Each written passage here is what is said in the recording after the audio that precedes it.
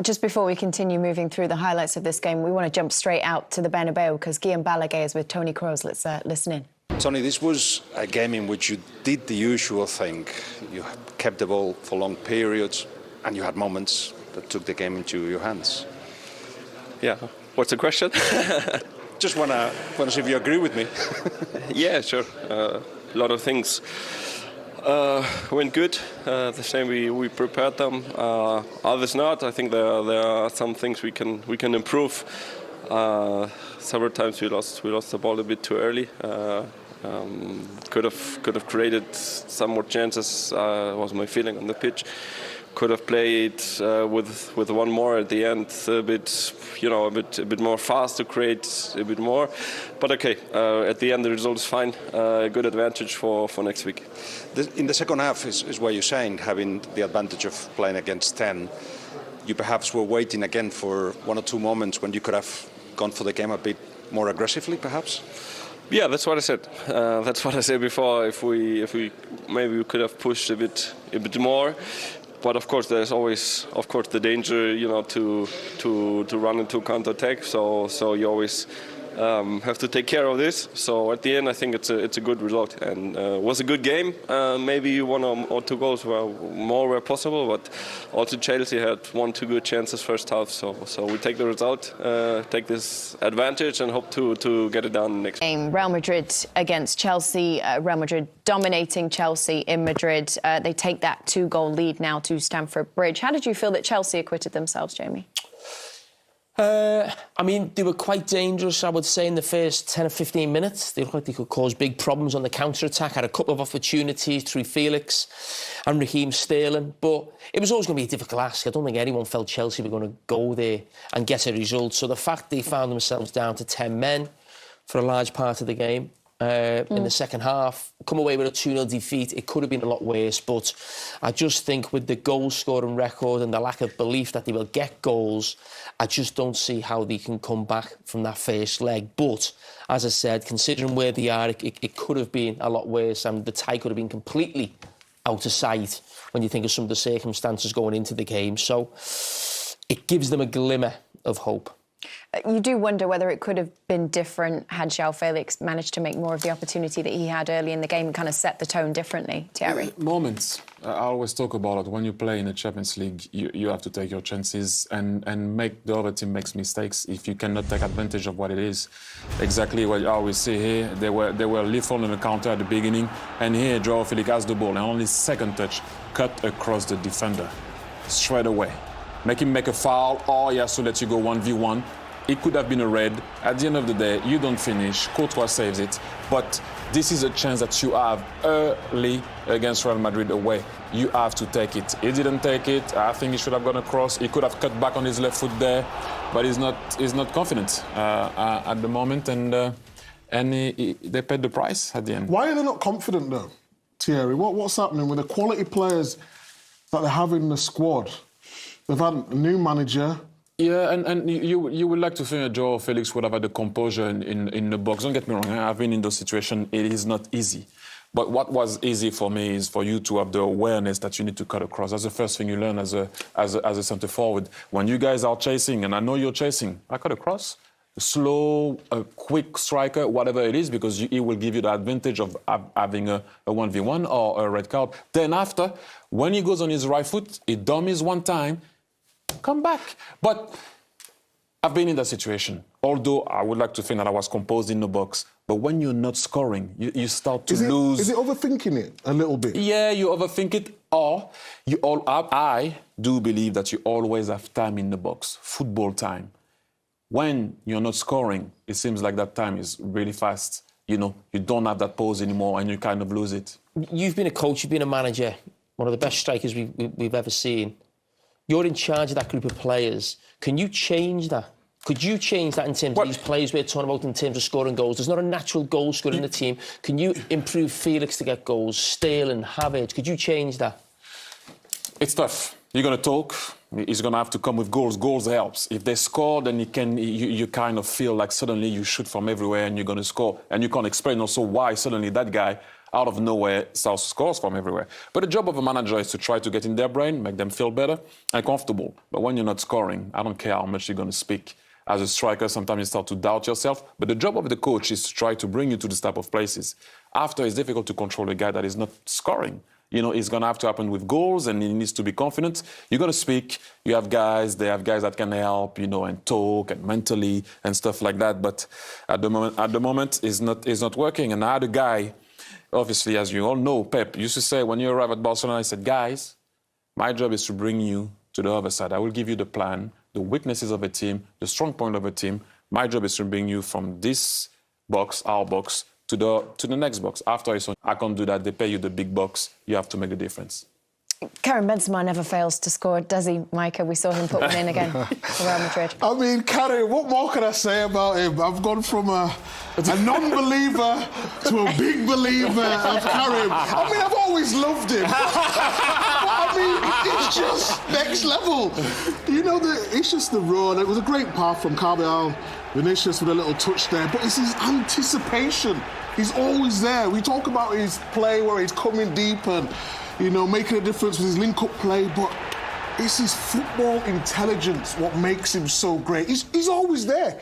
He cannot be in a game for 15, 20 minutes. Next minute he pops up with his goal. Look at the numbers. I mean, it's crazy. I mean, we know what Alan is doing. Since 2023, this is as well, isn't it? It is crazy, but when you think about it, without even thinking of it, this guy is there. And I know we started with 2023, and we're not talking about that because Alan would have been way ahead. We all know that. But look, those guys, those two, and we have to talk about Vinicius Jr. I'm sorry. I mean, Benzema is, we know. But Vinicius Jr. was just unplayable. And he started it. You know, the understanding that they have is at the minute second to none. So what's the difference between Vinicius Jr.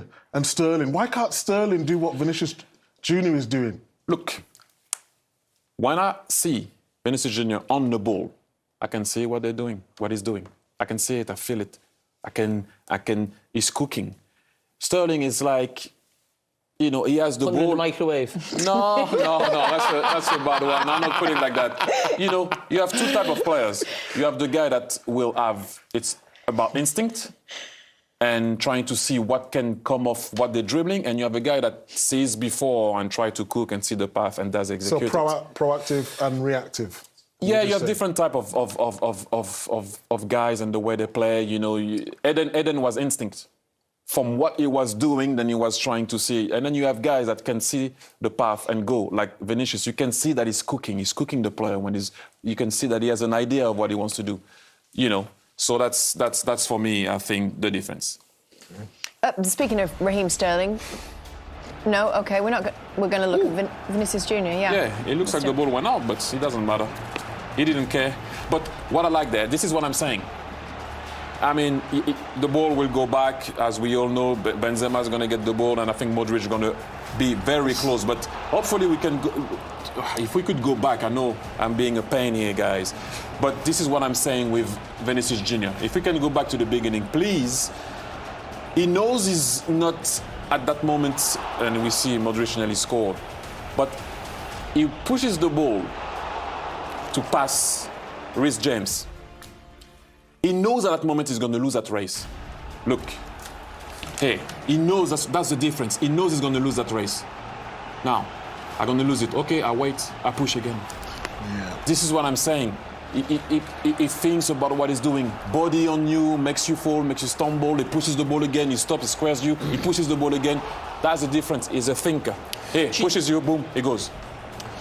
I mean, looking at him for the last sort of 2 or 3 years, he's been outstanding in the Champions League. Real Madrid have obviously won the Champions League last season, and I think possibly for the last 4 or 5 years we've had, maybe at Liverpool you've had Sadio Mane, different. You look at Kvaratskhelia now in obviously the Napoli team. I mean, is he the best left winger in the world? If you're picking a world 11, is he in the left wing? Yes.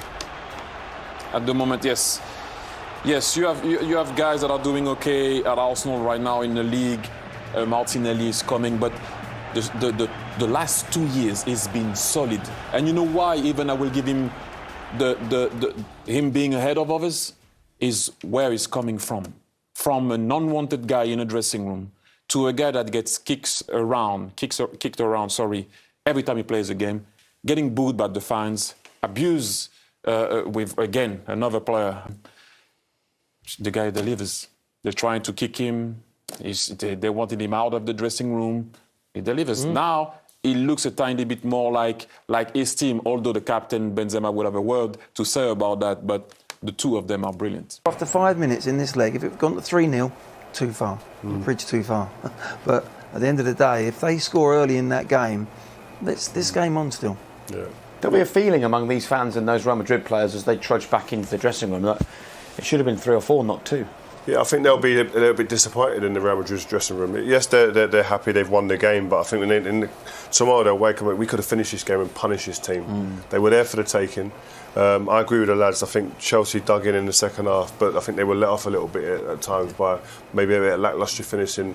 The final ball decision making from Real Madrid in the second half might not have been there for them. But I think Frank needs to rally around this team now and really kind of say to them, listen, this game isn't over. Like the guys say, you get a goal at Stamford Bridge, the atmosphere, the environment, it's electric when that happens in these type of games. So bring the belief back. Yes, you've lost 2-0, but the tie is still in the balance. Still, there's a chance for you. Yeah. Not in the balance. Joe makes a great point in the game in between now. They've got to win at the weekend. If they win at the weekend, Frank's got to win under his belt. Hey, not an easy game. They're playing Brighton, aren't they? Yeah. Wow. Very good side. But no, if they get that win and get that momentum going for the second leg, then, if they don't, if they lose, for instance, I think the whole thing, the energy just drops. Problem's finding goals. Yeah. We see today, a chance comes their way, they don't manage to 4 finish. games with no goal. Yeah, and last time they did that, 1993. Wow. Yeah, and it's, Frank and his team have got to get that. The hardest thing as a manager and a coach is trying to give confidence to your players. You've got to stand in front of them and say, I can't give you confidence. Only wins can do that. But you just got to say, I believe in you. Like, you look at the players, the names that they got, so many of them are playing low on confidence. So many in the forward line, all of them top players. Raheem Sterling, João Felix, Kai Havertz. We've seen them have big moments, won multiple trophies between them. But you've got to get them some kind of belief, and sometimes it's only a result. The problem is, Frank's trying to work out who's the right players to play. You've got Madrid there, big signing. Is he the right one? But Graham Potter was doing that still, and he'd been there month after month. It just shows you what a hard job the influx of players when you bring Frank's too got many. at the moment. I'm not sure he would know, Graham, what his best team was even now. Yeah. Well, as soon as Benzema with the goal, Courtois with a great save. We've seen this before somewhere, haven't we? But we spoke about it. The two big players, the big boys, Benzema and Vinicius Jr. You've got to try and contain the brilliance, but it's difficult. We're looking up here. We've got a great view looking at the pitch, the way they spread the pitch, Real Madrid team.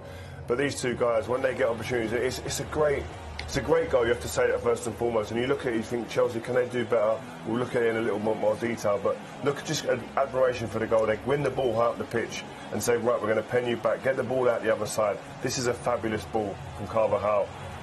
Great effort, great run, first and foremost, from Vinicius Jr. And the poacher is there to finish it off. Yeah, we spoke about earlier before the game. My concerns were when you play in the back with a 5. Look, Chilwell wants to go forward. They lose the ball, Chelsea. It's the opposite fullbacks, the opposite side of the pitch where you can't get. If your 2 strikers stay up front, look, Carvajal gets time to get it down. It's a wonderful ball. And Fofana might have just got himself a little bit more goal side inside to just get a left foot hook round. He just catches him a little bit on his heels and gets inside him. Kepa makes a really good save. It's just unfortunate there. Benzema was the one who following him. Yeah, Vinicius has been a thorn in the side. You watch him from the angle that we got, the movement off the ball, coupled with his electrifying pace, is a problem. And it's a problem for Fofana and for Reece James because he's so smart and he picks up positions in between them and then he'll drop off. It's a nightmare to mark. I mean, no doubt Frank would have known, everyone in world football would have known the threat of him, but it's one thing knowing about it and it's one thing putting a system where you can stop it. After about 20 minutes, you sat there and said, I think Chelsea are going to score this evening. Do you still have that confidence? I still feel that there's a goal there for them, yeah. I mean, they've created a couple of good chances. One early in the game, and then obviously when Reece James got across and Sterling gets across the near post. I mean, they're getting a lot of time on the ball. They're looking, the midfield are getting a lot of time and space on the ball, so they can pick passes. It's a great run. You get them moments in the game at this level, you have to punish the opposition, and that's where Chelsea, again, no number 9, not being able to do that. Talking of number 9s, one man really is a punisher in this competition. It's a goal that separates the two sides at the break, and actually there'll be some people in the Chelsea dressing room relieved that it's only 1 goal. 8 shots on target, Glenn, for Real in that first half, and that width and that attacking threat is there constantly, isn't it? It is. They've been very shrewd. I mean, that's the key to this game. They're only 1-0 down. That's why I feel they're still in the game, very much so. But it's the width that Ancelotti's obviously looked at Chelsea. If they go into a 3, here you see the width here. But both wingers, both Brazilian wingers, just want to stay wide and stretch that. Here we've got an example of Chelsea actually going into a back 4. They look a little bit more secure here. They've got a covering player on the inside, and they actually deal and cope with it. But it's when there's a 3 at the back, the last thing you want is a 3, and they end up a 3 here, Chelsea. Look at the 2 wide men here. That is an absolute nightmare, that's a for a nightmare back 3. for a defender. And I think that he's got to make a big decision, Frank. Does he stay with a 3? Because at times they've got 3 players marking Benzema on his own, and so you need to take a player out of there and put him into midfield maybe to give you a bit more of a chance in the midfield as well, because once the ball comes from the wide areas, when they do get wide. Venues in world football, the Santiago Bernabeu here in the Spanish capital, Madrid. I'm Derek Ray. I'm joined for commentary by former Arsenal fullback Lee Dixon, and this has all the makings of a highly engrossing match. It's Real Madrid taking on Chelsea. Yeah, thanks, Derek. Should be a good game, this one. I always wanted to start the game on the front foot, fast play, force the opposition to respond. Hopefully we get that from the start of this match.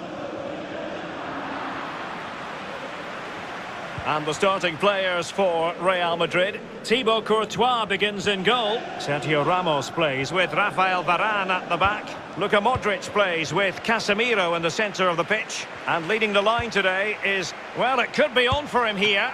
Hard, tighter, and when you do that, you leave space behind you, so it puts the defender in 2 minds. Well, the threat was very real. Marvellous defending.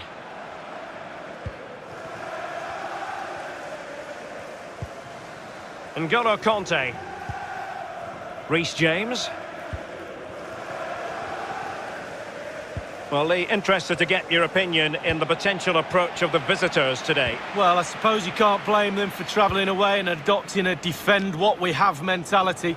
Let's see if that pans out for them today. I'm not so sure it will. And Modric could wreak havoc. There it is!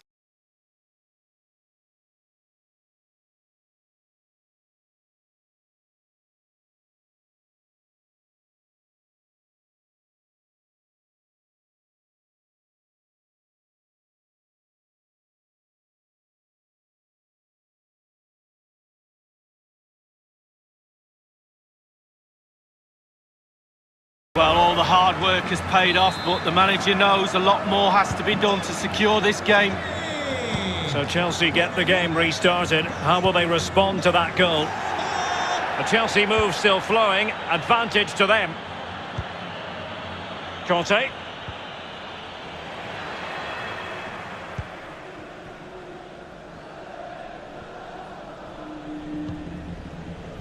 Vinicius Junior.